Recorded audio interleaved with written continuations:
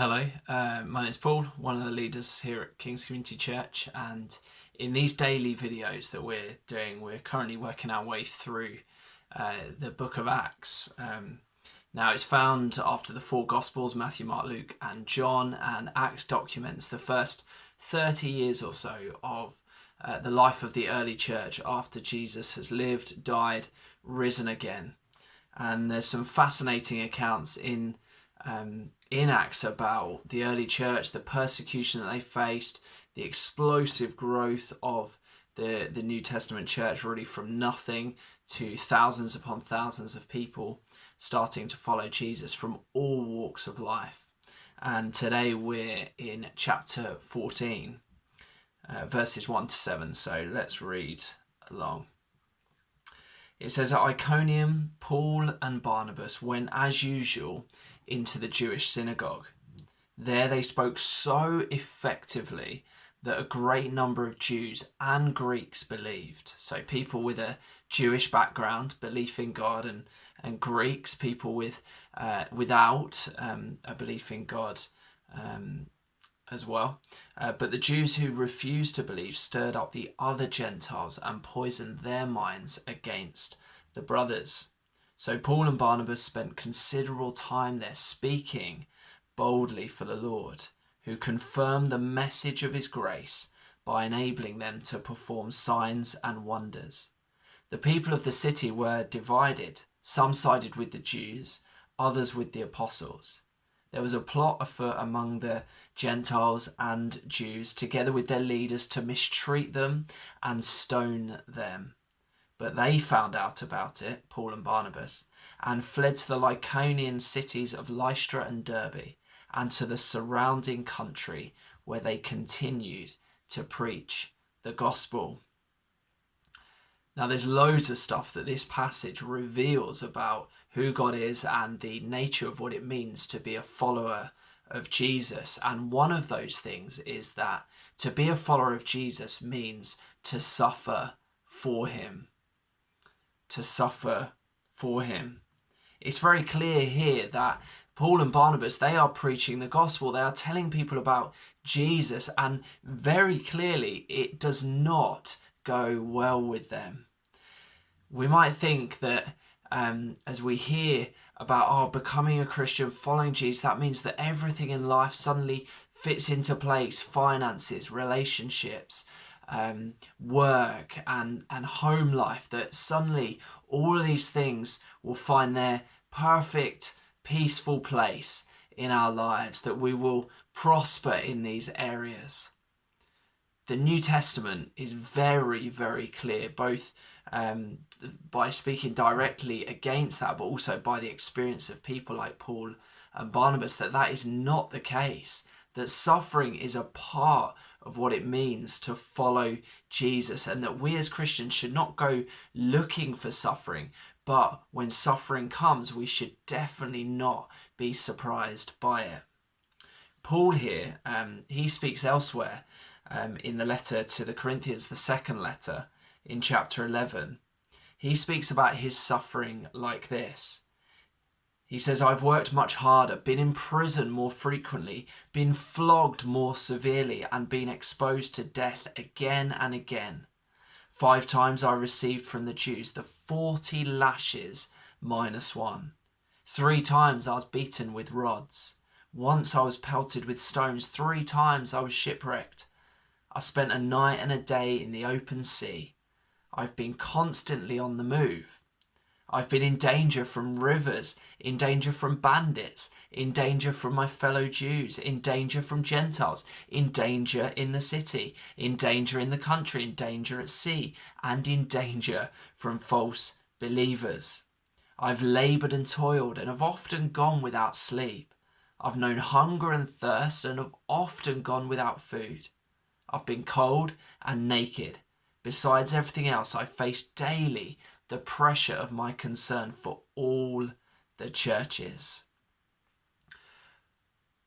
You might think Paul's being over the top, but these descriptions are as a result of following Jesus. These sufferings, these persecutions at the hands of others are a result of him preaching the gospel. So it begs the question, why is he and why do Christians experience such persecution and pain and suffering as a result of being on the front foot of preaching the gospel? The reason is that the gospel is offensive. The gospel is offensive to a world who does not know God, to a world who does not submit to God as King, as Lord over their lives. The gospel commands really that we submit all of our lives, our desires, our wants, our hopes and dreams to Jesus, and that what Jesus says we will do. That we will lay down everything that will hinder us from following Jesus and coming into a right relationship, a good relationship with him. This is offensive to the world. The fact that Jesus needed to die as a remedy to the problem of human sin is offensive to the world because it highlights and is a constant reminder to the world of the offensiveness of our sin against a holy and perfect God.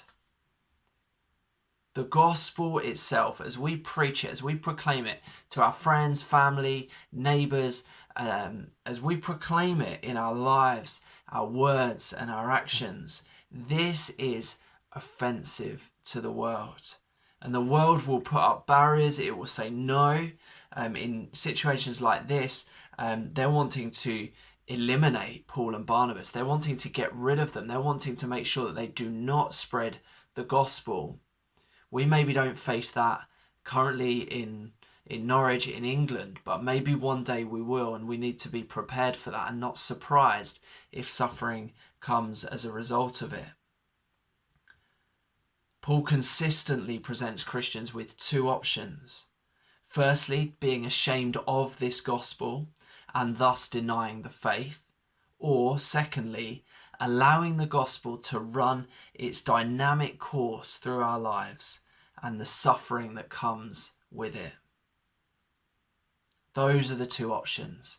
We either as Christians press in and proclaim the gospel and tell people about Jesus and that there is a problem, that Jesus is the creator, but that we've turned away from him and that's brought brokenness into the world and into our lives and our relationships and our work and every area of life, and that this rebellion and this brokenness is offensive to the holy and perfect God that made us and made all of us in his image, such that when we mistreat ourselves or others, we are harming and mistreating the image of God in the people that he has created.